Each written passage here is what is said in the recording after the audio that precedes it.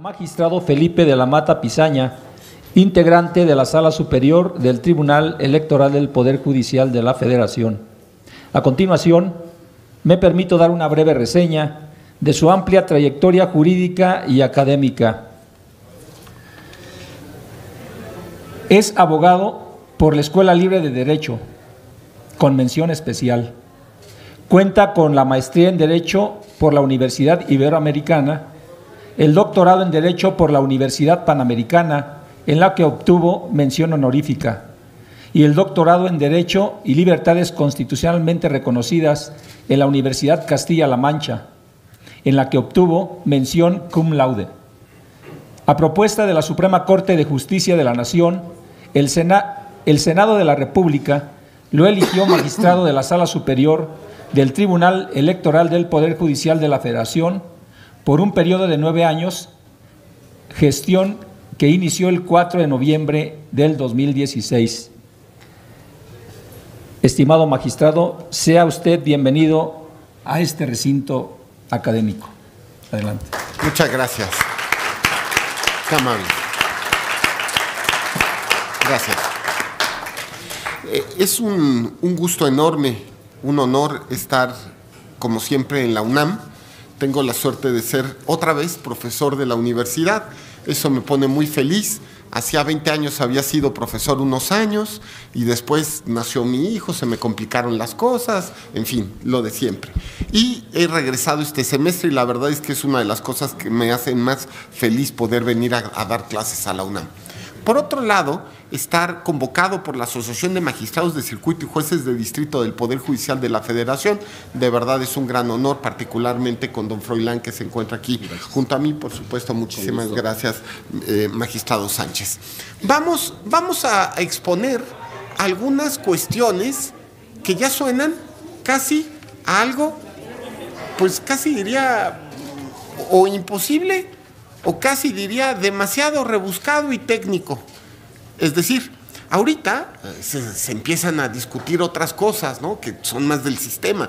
¿Deben los jueces ser electos o no democráticamente? Bueno, yo tengo una opinión muy clara al respecto, la he dicho públicamente. ¿Debe cambiarse el sistema completo? Bueno, es que ante este tipo de dudas, hablar de que se necesita una ley procesal en temas electorales nueva, pues les soy sincero, pues pareciera pues algo muy técnico, ¿están de acuerdo? Porque si se pone en duda el sistema mismo, pues hablar también del tema, por ejemplo, probatorio, pues, pero bueno, al final del día es un placer estar entre juristas y voy a plantear justamente una cuestión que a mí me parece muy importante, que me parecía muy importante hace un año y que estaba el plan B, digamos, poniéndose como posibilidad, ¿no? Y me parecía muy importante hace 10 años también, porque nuestra ley procesal, y cuando estoy llamando procesal me refiero a la ley de enjuiciamientos, a la ley de juicios y recursos ante el Tribunal Electoral, es una ley vieja y caduca. La ley que venía en el plan B y que fue anulada por la Suprema Corte de Justicia de la Nación tenía cositas buenas. Y lo digo así, cositas, porque eran poquitas las buenas y un montón de cosas malas. Pero vuelve a ser lo mismo, y lo digo con mucho respeto para los redactores de esta ley. Claro, si yo, vamos a decir, por ejemplo, que yo mañana me pongo a redactar una ley de cardiólogos, ¿no? La ley de cardiólogos, y les voy a decir, yo claro que soy experto en cardiología. ¿Por qué? Pues voy por lo menos 1 o 2 veces al año a ver al cardiólogo, me hago los exámenes correspondientes, soy usuario del sistema de cardiología. Cuando los redactores de una ley son litigantes y exclusivamente litigantes, lo que termina pasando es que tienen visión de litigante y desconocen la visión del juez. El juez al final del día es el administrador de la ley procesal. Entonces me parece, en el mejor de los casos, sorprendente que esa ley haya sido exclusivamente redactada por litigantes. Me parece que hacia el futuro, hacia una nueva ley procesal, se requerirá, por supuesto, pues, a ver, si quieren hacer lo correcto, porque también puede ser que no quieran, pero si quieren hacer lo correcto, lo que se necesita es juntar un digamos, un grupo de personas que sean litigantes, jueces, por supuesto, académicos, expertos, y que redacten una nueva ley procesal electoral, que rompa los paradigmas de la justicia electoral, porque seamos sinceros, todo el derecho electoral mexicano está basado en paradigmas de los años 90, y para mí, que ya no es que me cuesta el primer hervor, a lo mejor los años 90 me parecen ayer, pero seamos sinceros, la justicia electoral necesita, por supuesto, una chaineadita, y para eso se necesita una nueva ley. Pero claro, una nueva ley con algunos mínimos, diría yo, algunos mínimos de consenso político, claro, aunque es un tema muy técnico el que yo voy a hablar hoy porque es procesal, pero también otros mínimos. Por ejemplo, si alguien me pregunta, las dos grandes reformas electorales que ha tenido este país son la de 1996 y, por supuesto, la de 1977. Estas dos reformas tuvieron una característica importante, que es, primero, se hicieron en la primera mitad del sexenio y, segundo, se trató de buscar el mayor consenso posible. Ahora quizá es momento de replantearnos todas estas cuestiones. Ya no tenemos hoy día un sistema en la ley que parta de principios, por ejemplo, de una justicia electoral abierta e incluyente. En los últimos años, la justicia electoral ha hecho grandes pasos en torno a la justicia abierta. Por ejemplo, hoy día se publican de manera voluntaria por parte de los jueces y de los magistrados electorales, se publican los proyectos de resolución. Yo publico todos mis proyectos de resolución los jueves y se sesionan el siguiente miércoles. Algunos de mis compañeros hacen lo mismo. Bueno, tenemos entonces, y llevo haciéndolo varios años, eso significa que podemos romper los paradigmas, por ejemplo, de proyectos secretos. Sí, de todas formas se filtran, pero bueno. Por otro lado, yo por eso hago públicos mis proyectos, ¿no? De que me los filtren otros a que yo lo haga público, mejor lo hago público. Ahora, por otro lado, la base de que sea incluyente. En los últimos años, los pasos que ha dado la justicia electoral ha sido, por supuesto, en los temas de digamos, potenciar los derechos de las personas que se encuentran en situación de desventaja. Y no me refiero solamente a casos, por ejemplo, tan evidentes de mujeres, ¿no? A ver, no hay que hacerse bolas. Gracias a las sentencias del tribunal y no a la buena fe de los partidos políticos, es que hoy tenemos 9 gobernadoras en funciones en el país y hoy tenemos 250 diputadas. A ver, y hoy día, si sumamos todas las diputaciones del país, tenemos más diputadas locales que diputados. No ha sido la buena fe de los partidos, no ha sido a la buena.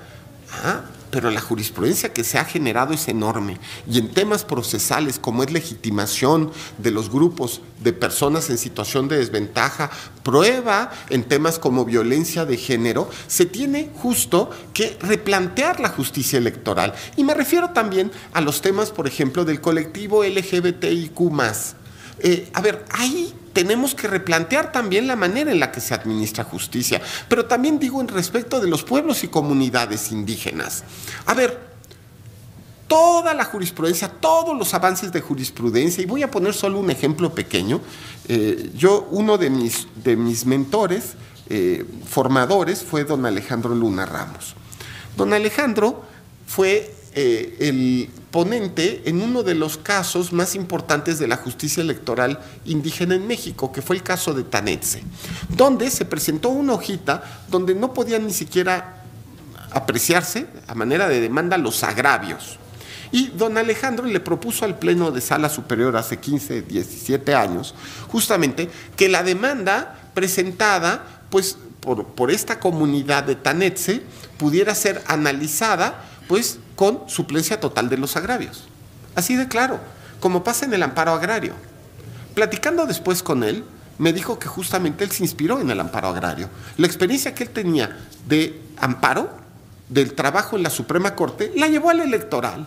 Pues a ver, este tipo de cuestiones se tienen que llevar hacia una nueva ley, que sea en torno a justicia abierta, por ejemplo, y hablando otra vez de justicia abierta, Dios, el tema de las audiencias de oreja, ¿no? Los alegatos de oreja, se tiene que regular o de plano prohibir.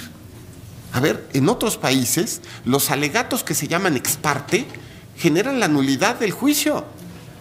A ver, quizá tenemos que replantearnos todo eso, pero para eso se necesita tratar de hacer una reforma procesal electoral, basada en la buena fe, en el consenso y tratando de hacerlo correcto. Ahora, me surgen muchas dudas en torno a todas las cuestiones que pudieran ponerse como paradigmas de una nueva ley electoral. Bueno, a ver, yo de suyo ya la llamaría de otra manera.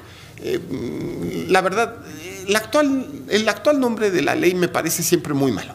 Ley General del Sistema de Medios de Impugnación en Materia Electoral. Es larguísimo, ¿no? De verdad. Y después los nombres de los juicios. Juicio para la protección de los derechos político-electorales de los ciudadanos. Vuelve a ser lo mismo.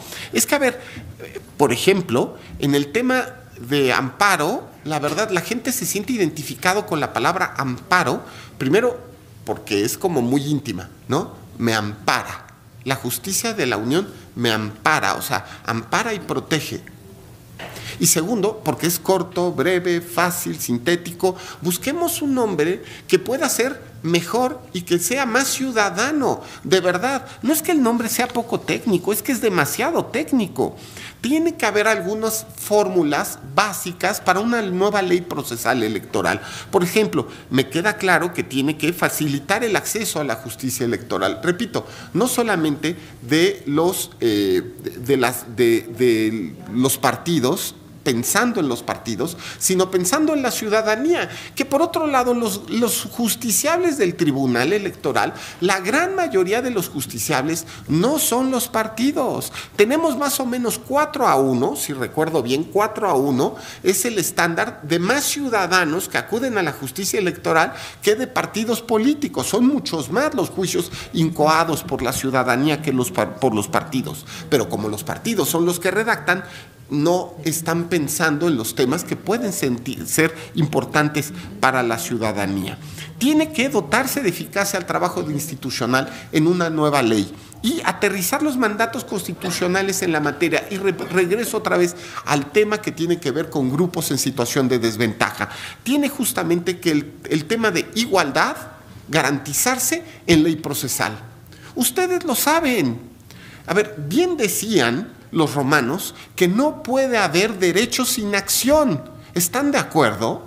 A ver, tenemos una norma técnica y compleja en lugar de poder crear una norma que facilite a las personas de a pie el poder, digamos, acceder a la justicia electoral, generando confianza en la ciudadanía por ver el funcionamiento de la misma, ¿no? Y justamente también, y esto es un tema que nos debe el legislador desde hace décadas, que es aprovechar las herramientas tecnológicas.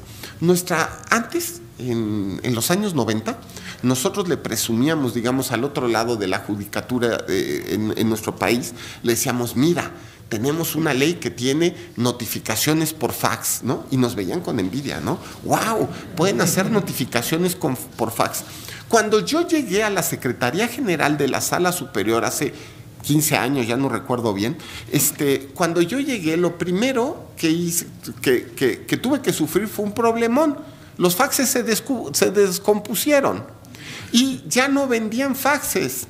Entonces había que buscar a alguien que arreglara los faxes. Bueno, de verdad fue un sufrimiento. Y lo que terminamos haciendo fue jubilar los faxes y a través de acuerdos generales regular, porque fue en los hechos una regulación, la notificación electrónica. Tampoco es razonable, no se puede vivir a través de acuerdos generales. Y ahora, todavía es peor.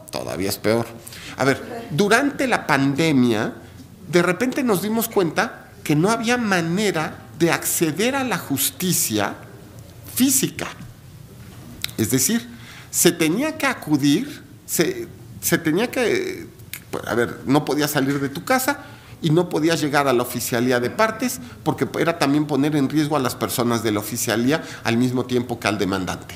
Entonces, a través de acuerdos generales, otra vez, regulamos, no es algo de lo que uno se sienta orgulloso, simple y sencillamente fue así, ¿no? Tenía que hacerse un juicio electoral en línea, que hoy día sigue vigente.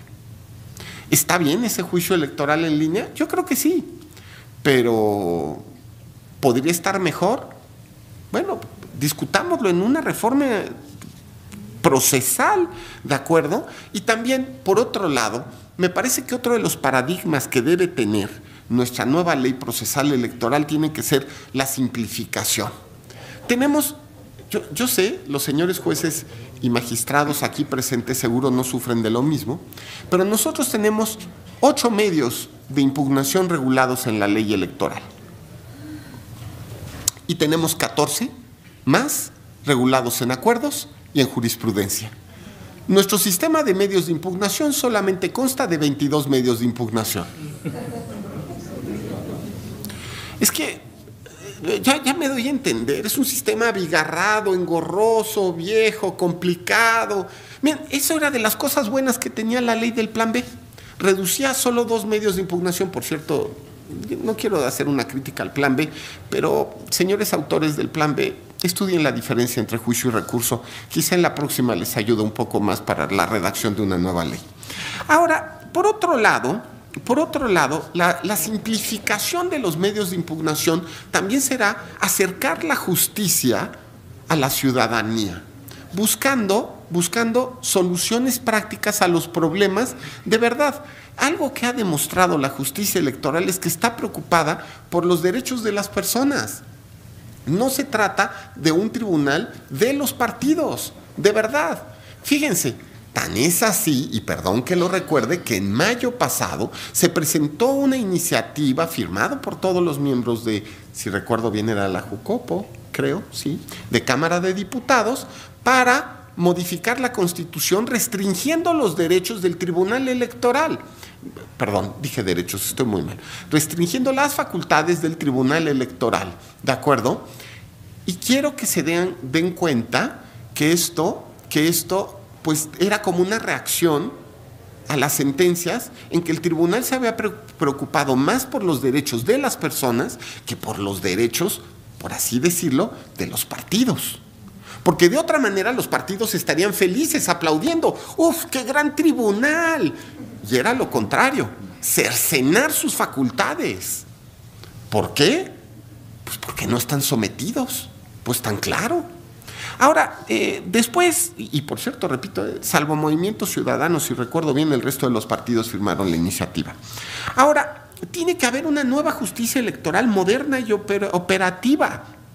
Tiene que hacerse justamente incluir, ahorita además de los 22 medios de impugnación que tenemos, en la ley sustantiva, es decir, en la LEGIPE, Ley General de Instituciones y Procedimientos Electorales, está un procedimiento, vamos a decirlo, que es judicial, que ya quedó claro en la jurisprudencia del tribunal, que es judicial, aunque tiene una naturaleza híbrida, pero bueno, que es el procedimiento especial sancionador. Y digo que tiene una naturaleza híbrida porque sustancia el INE y resuelve la sala especializada del Tribunal Electoral. Eso, a ver, tendremos que preguntarnos si no es mejor, les soy sincero, regularlo en una ley procesal. Hay un montón de procedimientos especiales sancionadores que se están presentando hoy día, un montón. Y durante el proceso electoral prácticamente es el pan nuestro de todos los días. Tiene además que replantearse el sistema de jurisprudencia. A ver. No, es que... Vamos a iniciar de nuevo. Sí, exacto. Miren, el sistema de jurisprudencia del tribunal, particularmente por cuanto hace a las salas regionales, vamos a traducirlo en analogías no completamente posibles, pero a ver, nuestras salas regionales son parecidas, digamos así, a un colegiado, ¿no? Entonces, la pregunta que nos hacemos es, ¿por qué la jurisprudencia de las regionales, que solo son 5 y además la especializada, pasa después por una ratificación de la sala superior? ¿Para qué? Por otro lado, o sea, de verdad, ¿para qué? Es decir, cuando las salas regionales eran temporales, estoy hablando antes de la reforma de 2007, cuando las salas regionales solamente tenían facultades para las elecciones federales, bueno, a ver, tampoco me gustaba, pero podía ser, ¿no? Pues eran muy chiquitas y funcionaban muy poquito.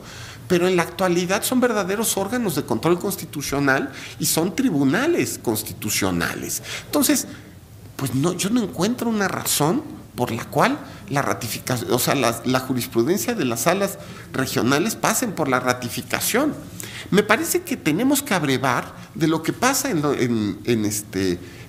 digamos, en el otro lado de la judicatura federal. Tenemos que replantearnos, por ejemplo, y lo digo con mucha sinceridad, pues la existencia pues, de plenos como es un pleno nacional para jurisprudencia, ¿no? Donde estén justo algunos de los regionales, por ejemplo, los presidentes de los regionales, y que ellos emitan pues, la jurisprudencia de las regionales. ¿Por qué no? Ya está. A ver, rompamos la lógica histórica, ¿no? O en su caso, si esto parece una locura, a ver, pues ya, ¿para qué queremos ratificación? Que la regional saque sus 3 o 5 sentencias y ya está, que pues ya está, ahí está la jurisprudencia.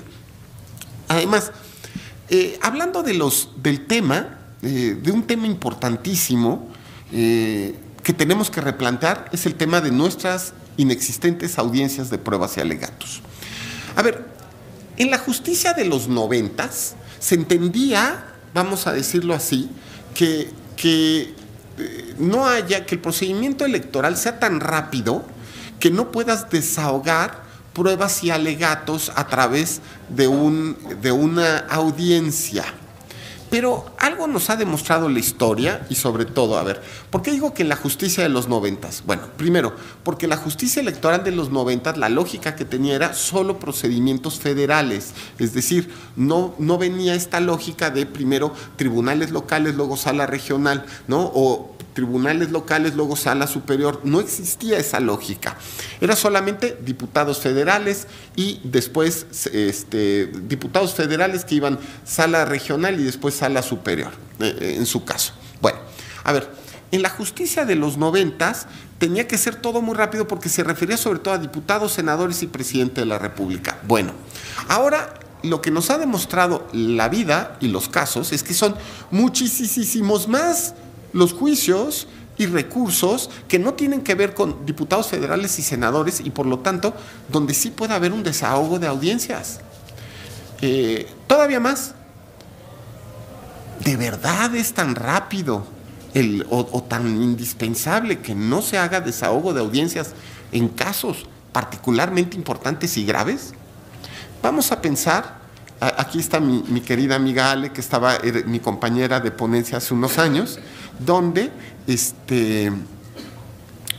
se acordará Ale, porque estuvimos juntos en la elección de 2006.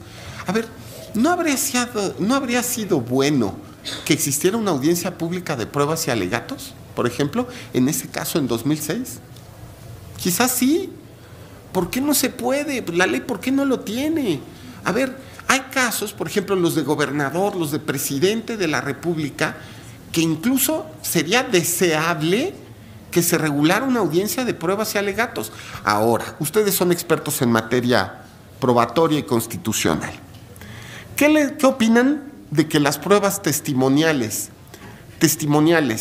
y confesionales en materia electoral se rindan a través de declaraciones ante notario y que la otra parte no pueda opinar en torno a ellas, digamos, siguiendo el principio de contradicción? ¿Verdad? Nada más porque nadie ha llevado el tema. Pero a ver, a mí se me ocurre que podría escribirse 7 libros de lo inconstitucional, que son las pruebas en materia electoral. A ver, se podría replantear el sistema probatorio completo a través de audiencias, por supuesto. Claro, habrá algunos casos en los que no, pero sería la excepción. Es que tenemos 3 días para resolver, bueno, puede ser. Pero también tenemos que crear un calendario de resolución para que no pase eso, que sea completamente excepcional, ¿no? Por otro lado, tiene que redefinirse las circunscripciones electorales. Miren, hoy día las circunscripciones electorales son definidas por el INE,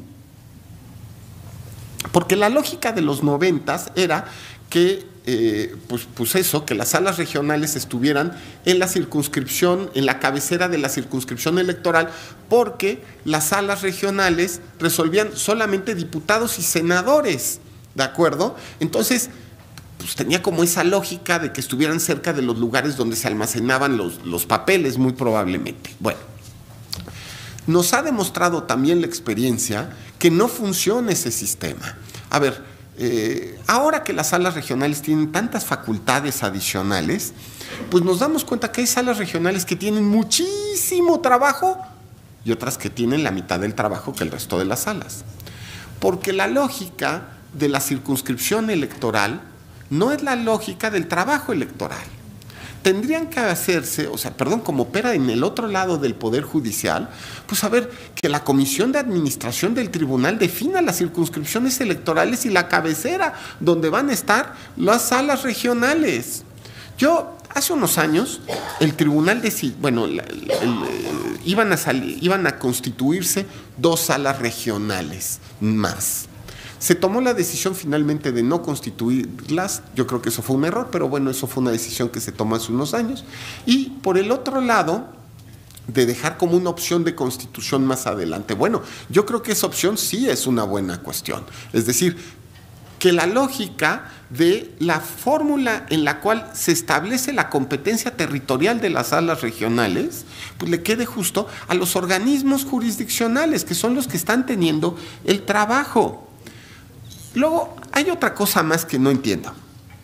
De verdad, podríamos estar mucho tiempo, no quiero aburrirlos, pero ¿por qué el tribunal resuelve los juicios laborales del INE? No, es que, ¿por qué? Póngale que los suyos propios, sí, bueno, sí, por autonomía, sí, está bien.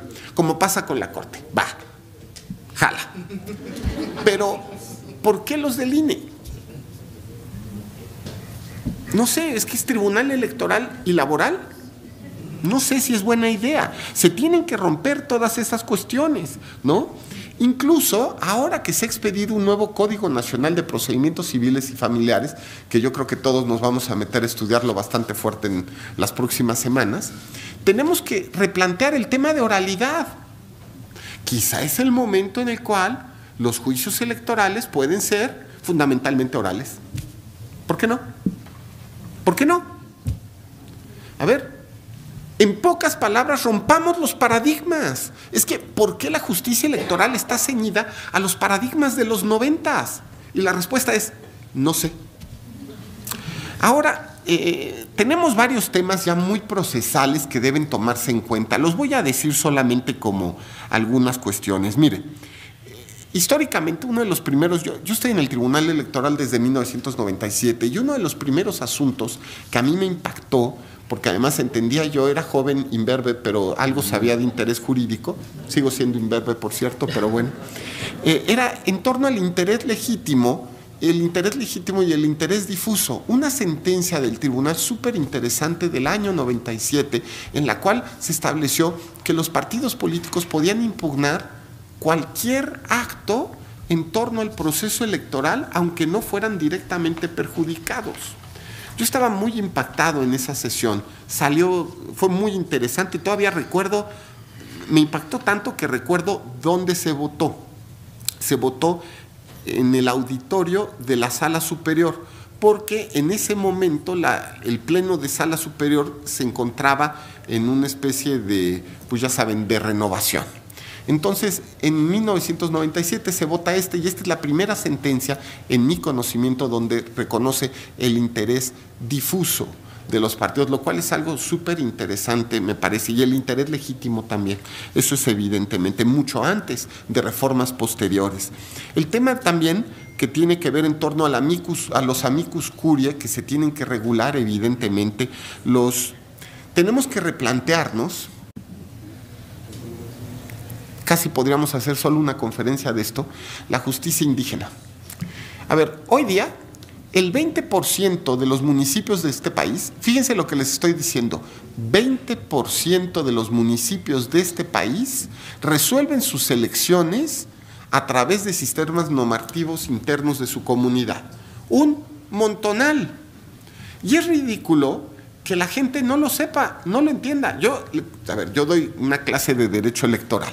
Entonces, el siguiente semestre doy una clase de derecho electoral y uno de los capítulos de mi clase es justicia electoral indígena. Y cuando se los doy y les digo el dato, 20% de los municipios del país se resuelven a través de estas vías, los chavos no lo entienden. Creen de verdad que solo hay un sistema electoral. No es así. Hay un montón de sistemas electorales en este país. Y, por cierto, ese 20% es derecho consuetudinario.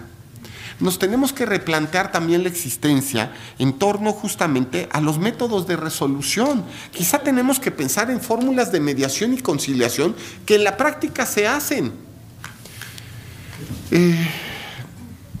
Una de las soluciones que hemos tenido para resolver y hacer que se cumplan las sentencias es pactar con la comunidad, pues en los hechos el cumplimiento de la sentencia.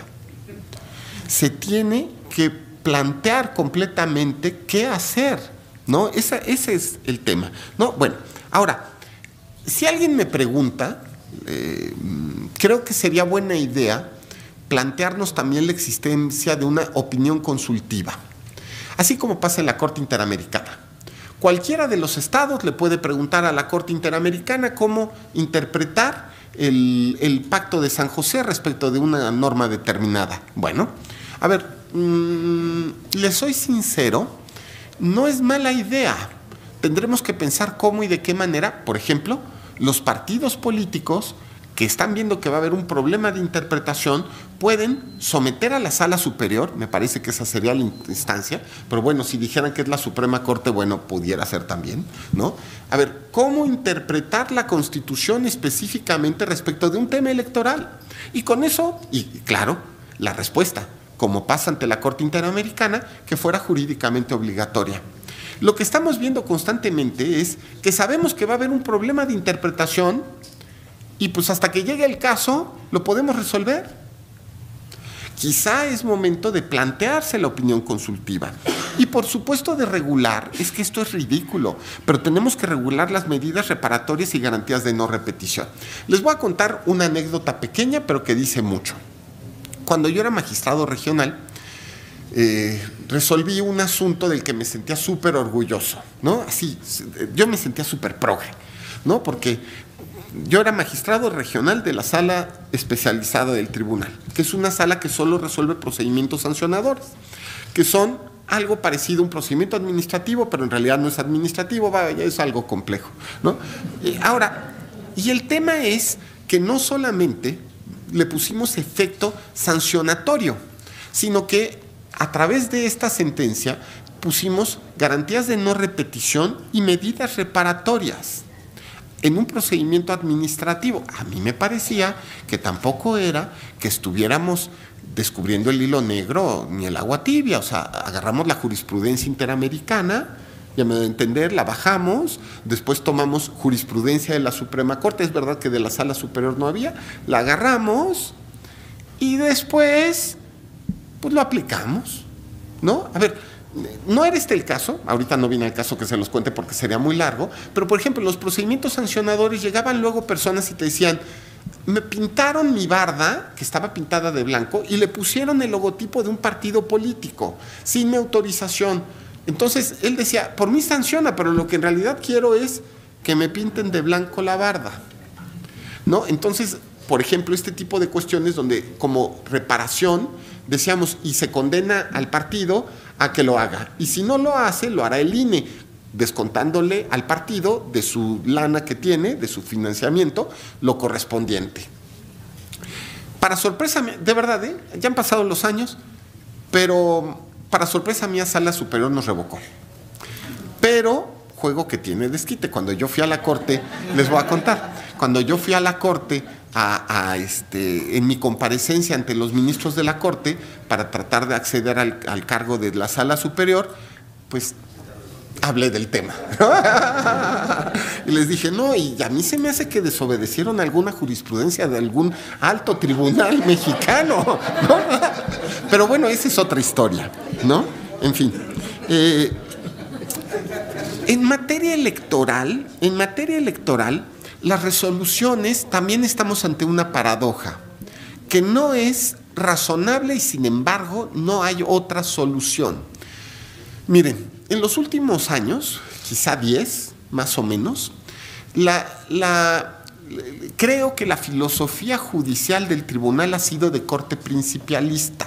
Es decir, históricamente había sido garantista, me parece que fue dejado. Pero les voy a decir por qué. Porque el régimen legal se ha quedado muy atrasado. Es decir, las reformas electorales no han alcanzado los consensos o simplemente no han existido. Y los nuevos problemas que se están planteando ante la justicia electoral generan respuestas nuevas, entonces, que no se encuentran en la ley. Entonces, la opción que ha tomado el tribunal es decir, es verdad que esto no tiene solución en ley, pero tengo el principio en la Constitución y lo que yo paso es a resolver de acuerdo al principio constitucional. Claro, eso ha generado enojos, gritos, intentos de reforma al tribunal.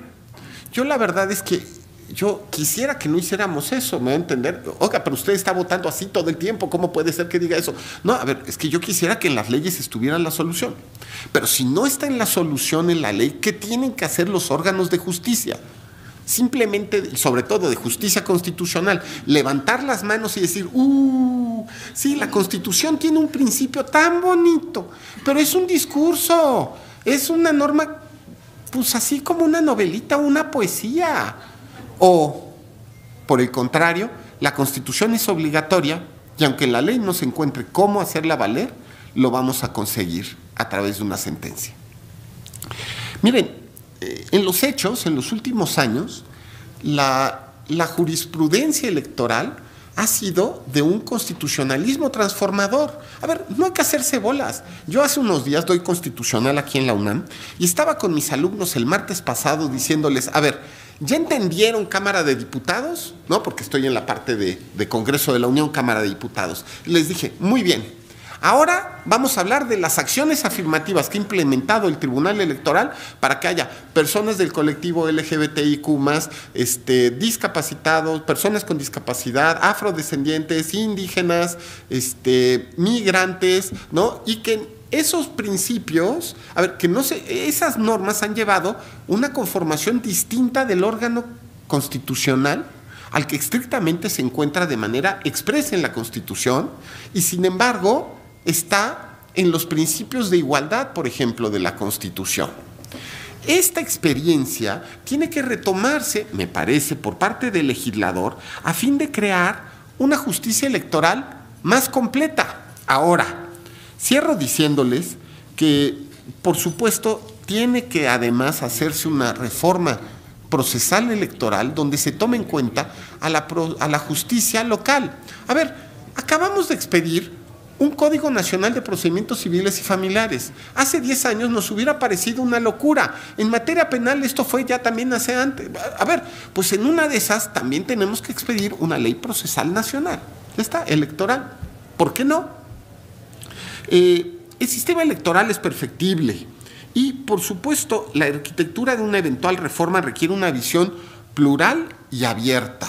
No es solamente cosa de un grupo político, de un partido, de una mirada de ver el mundo. Yo lo que también les enseño a mis alumnos es que la democracia, como la entendemos, por lo menos modernamente, a partir de la Segunda Guerra Mundial, no es solamente una democracia electoral, donde las mayorías aplastan a las minorías, donde las mayorías dicen tengo los votos y puedo cambiar el universo y no me importa los que no sean yo, sino que al contrario se parte primero pues de la comunidad en la que todos vivimos, ¿no? Mayoría y minoría, de los derechos de la minoría y por supuesto de la otredad, de la diferencia y de la posibilidad de opinar diferente.